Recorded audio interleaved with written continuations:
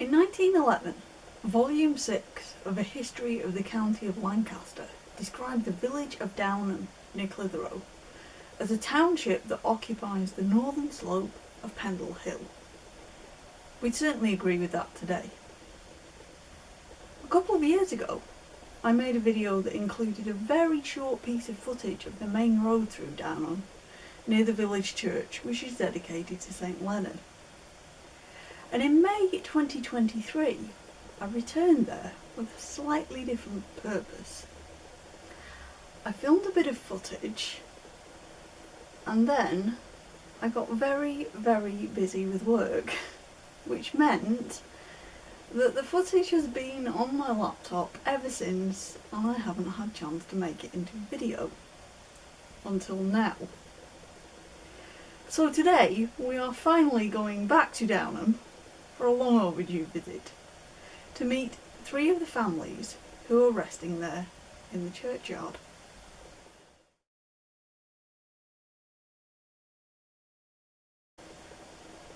The church that we see today in Downham isn't technically the original one.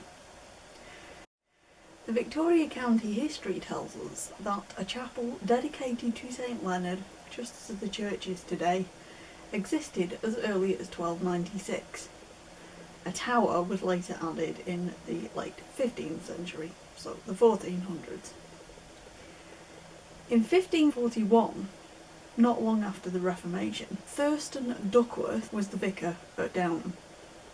According to the Lancashire Archive catalogue, Thurstan and another man called John Odye leased a half share of the tithe corn and the tithe barn at Downham on the 14th of May 1542.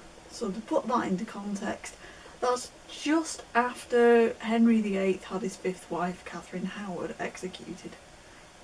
The Lancashire Archives also tell us that the earliest surviving parish registers probably could not have been started by Thurstan Duckworth, because they don't begin until 1606. And today the parish church is still dedicated to St Leonard, but I very much doubt that it is the one that Thurstan Duckworth would have recognised, because the original building was demolished in 1800. A new one was then constructed, although strangely the original tower was retained. So it's a combination of the old and the new. So I thought it might be fitting to begin with the story of a family who would have been familiar with that new church of 1800, and for all we know, maybe saw it being built stage by stage.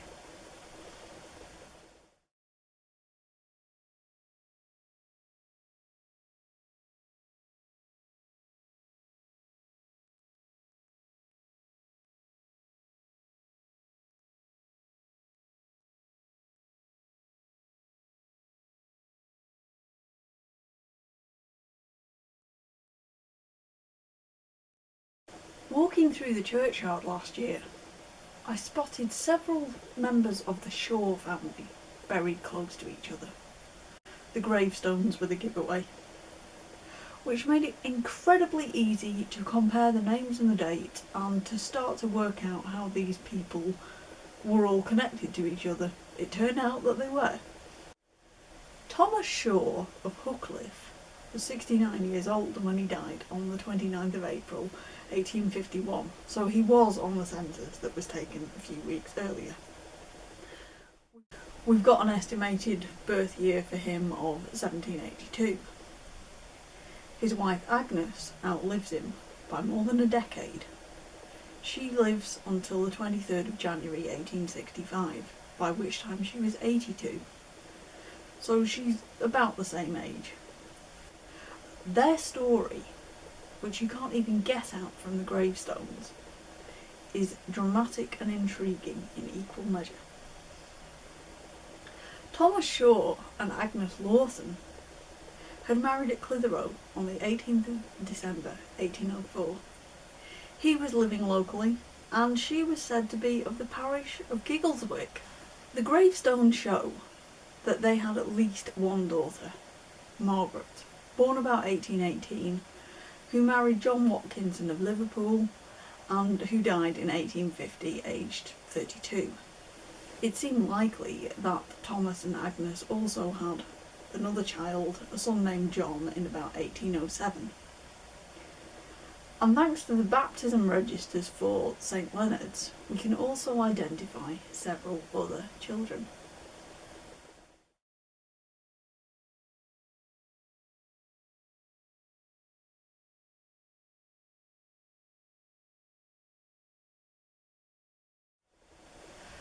Maybe you've noticed that so far there is no mention of Margaret there, and we know that Thomas and Agnes had a daughter called Margaret. Simply because I've chosen to split the records at this point in time. Because on the 1st of January 1813, something quite important for family historians happened. George Rose's Act for the Better Regulating and Preserving of Parish and Other Registers of Birth, Baptism, Marriage and Burial in England came into force. And it introduced this standardised system of recording baptisms, marriages and burials in Anglican churches, all in pre-printed bound books with blank forms essentially that the clergyman just had to fill in with the names and the ages, marriage witnesses, the addresses and so on. And in the case of baptisms, that also included a space for the occupation of the child's father. Which means that after 1813 we can learn a little bit more about Thomas and Agnes Shaw.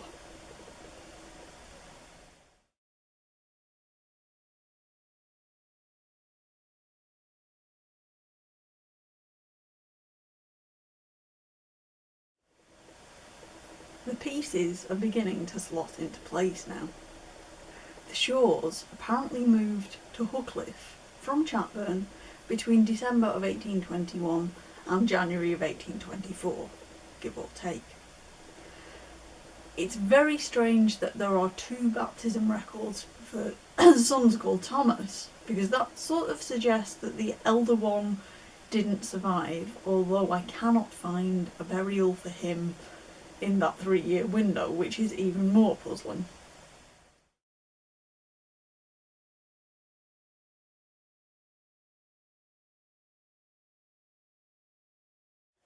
Margaret, the 7th child and the 5th daughter, as we know, will also die young.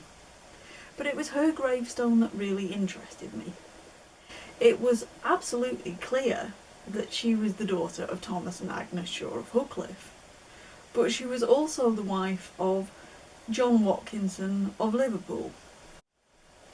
She died on the 15th of March, 1850. She's only 32 years old. So how does a girl from Downham marry a man from Liverpool? Downham is nowhere near the Leeds and Liverpool Canal, so that isn't the obvious explanation. The next part of the story is more confusing still.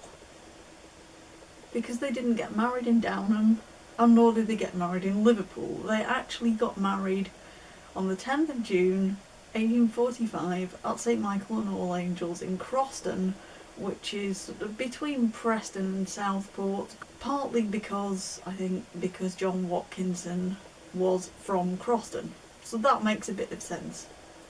At the time, Margaret was herself living in Croston for some reason, while John, her husband, was a customs officer in Liverpool, so he's making a living for himself in the city of Liverpool.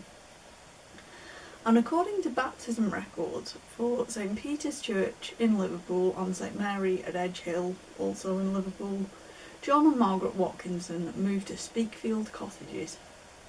They had 3 children, Margaret Agnes in 1846, Nancy Jane in 1847, and then John Shaw Watkinson, so he's been given his mother's maiden name as a middle name, in 1849. And the census returns show that a year after Margaret's death, her widower John and the 3 children were still living at Speakfield Cottages, so we know it's the right family. Perhaps unsurprisingly, because John has got a job to do, His unmarried sister Jane was in residence and acting as their housekeeper. She's probably doing a bit of childcare as well. Let's go back to Downham now. Thomas and Agnes Shaw's gravestone suggested that the couple were still married and still alive on census night 1851, 30th of March. It was just a few weeks before Thomas died. And on the census we find that they were actually living at Huckliffe with 3 other grandchildren for company, which is where the family tree gets a little bit more intriguing.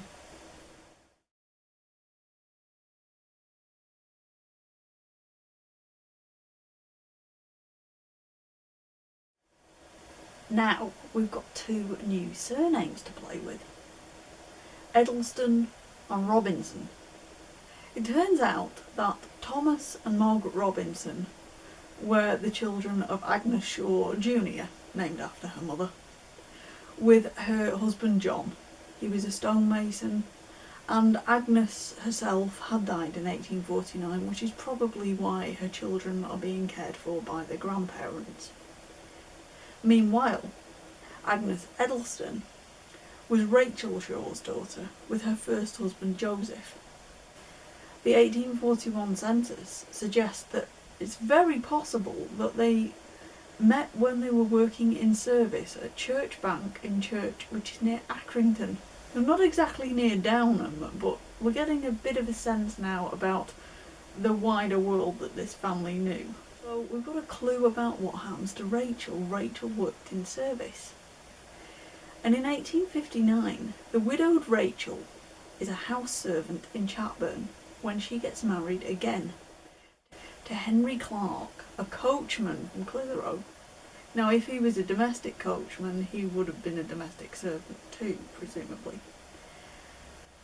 In this case, though, Rachel doesn't have any children with her second husband, which is probably not surprising given that she was 44 when they married. From that, we can just have a quick look at the census records now to see where everybody fitted in.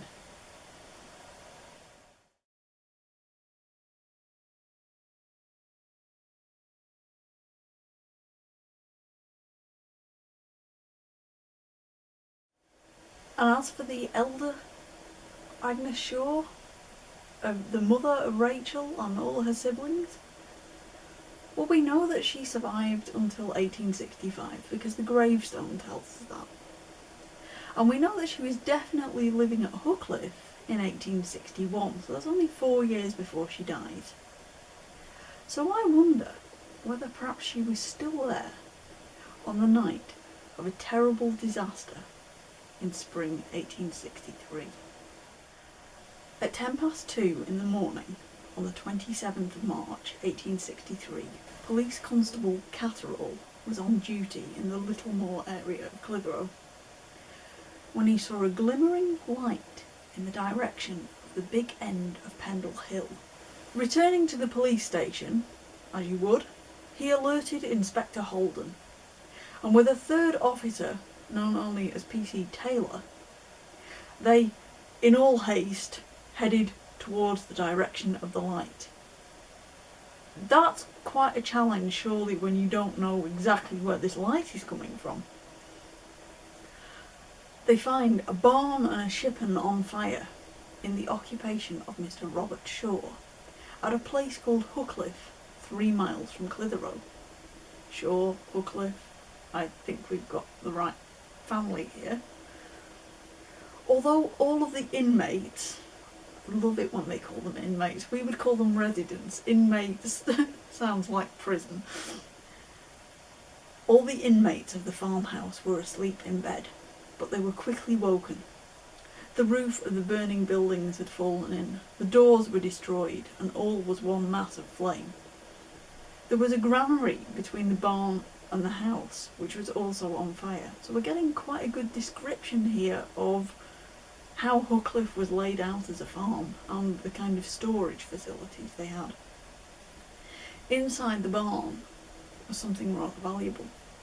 Between 80 and 90 pounds worth of hay, implements worth a further 20 pounds, and in the shipping were 12 cows and 1 calf, valued at £194 in total. Tragically, neither the buildings nor the stock were insured. As if a fire wasn't disastrous enough, the Preston Herald then goes on to tell us that things at Hucliffe went from bad to worse that spring.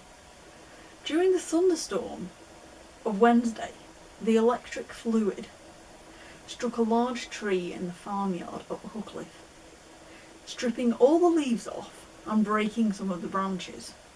Not unreasonable storm damage. It then struck a window at the east end of the house and scattered the glass from 15 panes into the middle of the room. That's quite frightening. And yet, in spite of this, in spite of the fact that his building's been on fire and he's got to repair his glazing and all sorts of repair work that needs to be done, Robert Shaw stayed at Hucliffe. The 1871 census tells us that aged 60, he was still farming there, farming 60 acres. His younger sister Nanny, his 22-year-old niece Margaret Robinson, who we met earlier, and a farm servant by the name of James Sanderson were all there to keep him company. And Robert survived until 1891. His sister Nanny outlived him by 3 years.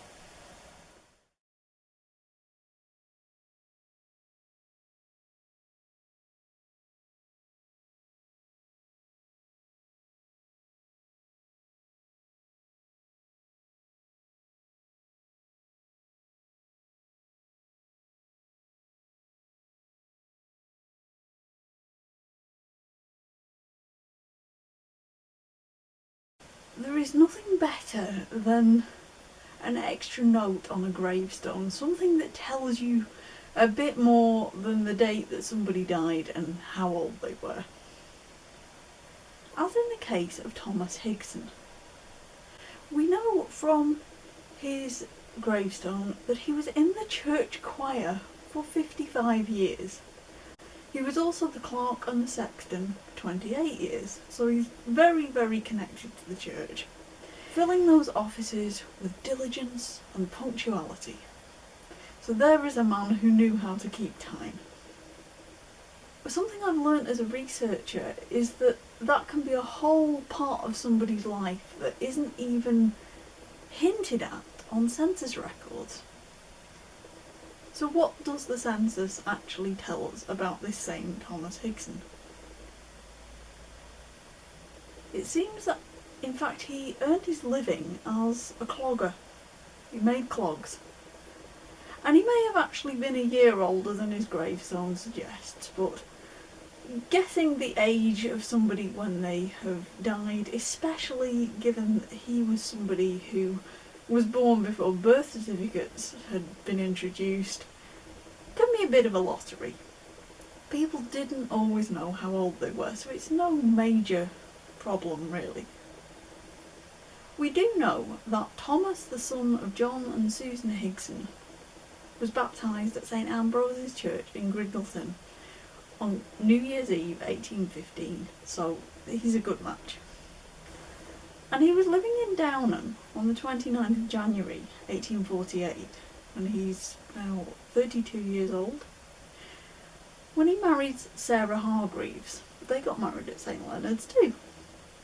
And 10 weeks later they returned because they needed to baptise their eldest child, so we can make a few deductions about the reason why they got married. Again, it's not uncommon, it happens all the time in family history, it's just something that you get used to.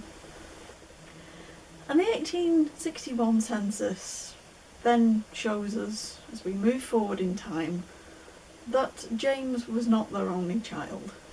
By this point, Thomas and Sarah and young James are living in Downham with 2 younger children, Margaret and Susanna.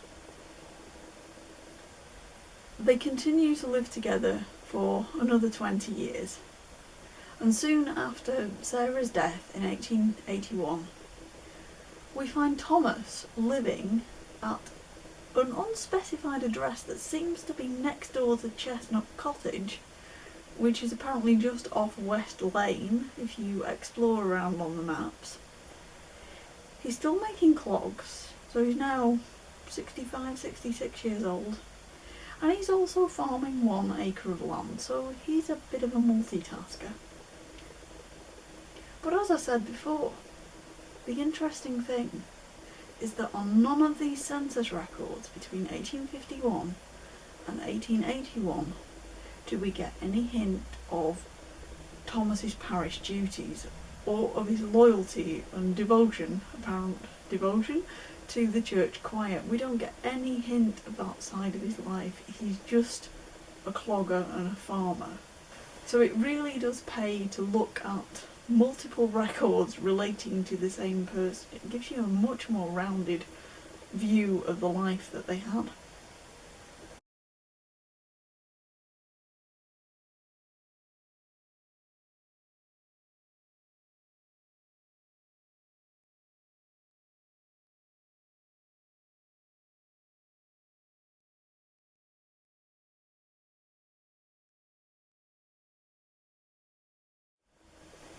This video has been arguably a very long time in the making, and I certainly don't intend that its sequel should take the same amount of time, otherwise we will be well into next year. Preparing it has involved one visit to St Leonard's Church, a trip to Lancashire Archives in Preston, where I discovered a very interesting will made by one Gabriel Wilkinson of nearby Twiston.